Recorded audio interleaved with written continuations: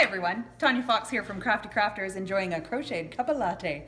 That's why crochet is so much fun, when you get to create stuff like this. But before you can do that, we need to know how to cast on. Now for crochet, you only actually need to start with two things, a hook and some yarn. So today, I'm starting with a 5mm aluminum hook. Now you can use aluminum, plastic, wood, it doesn't matter, whatever you prefer. And I'm starting with a worsted weight yarn. So what we need to do to begin with is to work on a slip knot. So let's learn how to do that. When you have your yarn, there's two spots of your yarn that you need to know about. Your tail, which is where it's cut off, and your working yarn, which is the part that's attached to the ball. So we're gonna put our tail to the left of us.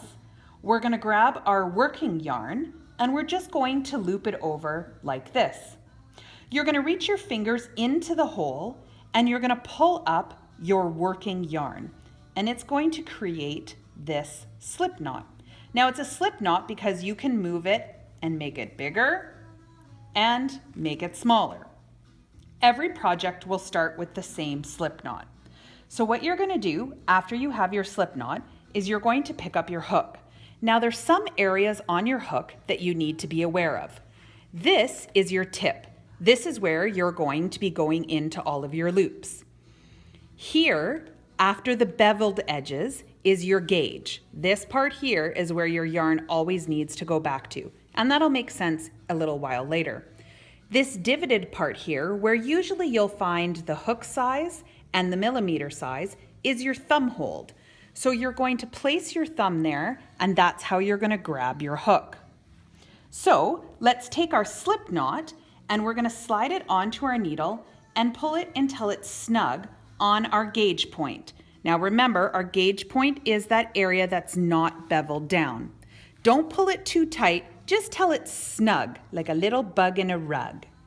You're gonna grab your tail yarn, and I like to hold it in my hand so I don't make the mistake of using it when I'm casting on. Now let's cast on. A lot of people will tell you there's a right and a wrong way to hold your yarn. I'm not one of those people. Hold it whichever way works for you, and you're gonna change this 5 or 6 times while you're crocheting. What I like to do is I actually will wrap it twice around my finger so I can hold my index finger out. You can play with different ways that works for you. I then take my thumb and my middle finger, and I'm gonna hold this tiny knot that's at the bottom. I wanna make sure that it just stays at the bottom of my hook as I'm chaining so that I'm not twisting my yarn. So now what I'm gonna do is I'm going to take my hook.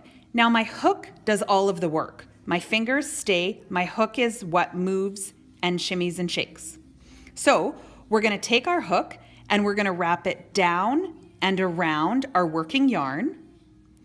And you'll see I'm going to tilt my hook towards me so that it's hooking the yarn as I go through the loop. When I get close to the loop, I then pivot it so it's straight down. This allows me to go through the teardrop part of my hook easier. When I come out on the other side, I'm going to twist it back up to the top. I then bring my yarn back to the gauge point, and now I can start again. You wrap under your yarn, twist your hook towards you, bring it towards your work, twist to the bottom, through your work, and push back to your gauge point. Now the more you start chaining, the higher up you can move your fingers. So again, wrap your yarn, twist towards you, to the loop, down to the bottom, through your loop, and back to your gauge point. So let's do that one more time. We bring our hook around, tilt towards us, to our loop, twist down, bring it through, back to our gauge point. So I'm gonna go down on the table now just to give you a little bit of a different look. And I'm gonna do it a little bit faster. We take our hook, wrap our yarn, bring it through the loop, back to our gauge point. Wrap around, through the loop, back to the gauge point. Bringing it back to this gauge point is crucially important. If I tighten it way down here, I'll be able to get in, but on my second row, it's going to be really, really tight. So you want to keep it up. Now, when you've crocheted a little bit longer, this will be your fastest part. So what I want you to do is do 10. So I'm going to go a little bit faster. Now we're going to look at what it looks like when it's laid down. So it almost looks like it's a braid. These little loops here on the top, those are all of your stitches. So when you're counting, those are what you're going to count. So 1, 2, 3, 4, 5, 6, 7, 8, 9, 10, 11, 12. So I have 12, but I only want 10. The nice thing about crochet is that you can just pull the loops out and go down however many you want to, and then you put your hook back in the loop. So it's really nice to be able to do. Now when you're done, you want to make sure that this is nice and flat. It's going to be really important for when you go back on your second row. Now in crochet, you're always going to do one more than what you actually need. So if you want 10, you're actually going to crochet 11 because we always ignore the first loop. So again, let's count and see if we have our 11. 1, 2, 3, 4, 5, 6, 7, 8, 9, 10. So now I'm going to pick up, crochet one more, because now I know that's my 11. Counting is going to be something you're going to do over and over and over again. And tearing apart. The more you tear your project apart, the more of an expert you're getting, I always say to all my customers in the store. So now what you need to do is learn how you're going to go back on that, because chaining is great, but then you're just going to end up with a really, really long rope. So let's go back and look at how we start the second row. So we've got our 11 stitches, and we're actually going to be going back along this top part where we were counting. So this loop here, I've already gone into, so I can't go into it again. I'm going to go into the one that's next to it. Now you'll notice I'm using the tip of my needle to poke through the work. So I poke through, I'm going to wrap, because when I'm in the hole, I'm only there to bring up a loop. I bring up my loop, and now you see I have 1, 2 loops on my hook. I need to get back down to 1 loop always. So I'm going to yarn over again, and I'm going to go through both of the loops and back to my gauge point. So now we're going to go into the next hole. So this one already has yarn coming out of it. We're now going to go into this one. I use my tip to poke through.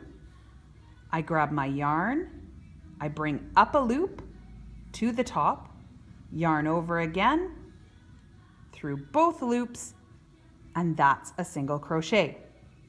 Again, through your hole, bring up a loop, yarn over, go through both loops. Now here's a tip that you're going to need to know. When you go through your work and bring up a loop, you want to make sure you always bring your hook to the top of your work. Don't sit it here along the side, or you'll find it's very tight to get back into. So at the top before you go through. So you can see we've gone in this hole. This is the next one we need to do. So we take the tip of our hook, we go into that hole, we bring up a loop, we put it to the top, yarn over, and go through both loops. And now you'll see it looks like a braid on the top. And these are your single crochets. So you're going to continue that to the very end of your row, and then you're going to recount to make sure that you have 10 crochets the whole way through. When you get to the other end, I'll show you what to do in the next video in Beginning Crochet 2. So until then, enjoy a latte sit down and practice, and remember, it's gonna get frustrating. You might throw something, but stick with it. And if you have any problems, feel free to come into the store, and I'm always willing to help you out. Don't forget to subscribe to our page and to our videos so that you too can be the first one to see all of the new stuff we have out. So thank you for joining us, and happy creating.